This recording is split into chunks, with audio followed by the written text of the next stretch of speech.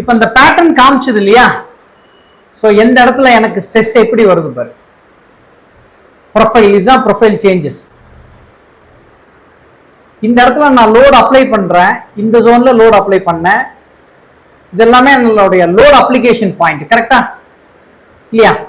So எங்கெல்லாம் என்னோட load application point இருக்கோ அங்கெல்லாம் எனக்கு ஸ்ட்ரெஸ் டிஸ்ட்ரிபியூஷன் வருது.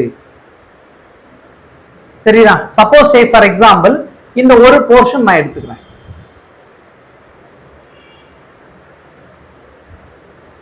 இப்போ இந்த இடத்த மட்டும் எடுத்துட்டு நான் இதை எக்ஸ்பிளைன் பண்றேன். அப்படின்னா என்னன்னா, என்னுடைய லோட் அப்ளிகேஷன் சிஜில லோட் ஆக்ட் ஆனாலும் அந்த லோட் அப்ளிகேஷனை பொறுத்து எனக்கு வந்து ஸ்ட்ரெஸ் எப்படி டிஸ்ட்ரிபியூட் ஆயிருக்கு அப்படின்னு கேட்டீங்கன்னா, இந்த பாயிண்ட்ல தான் நான் லோட் அப்ளை பண்ணேன்.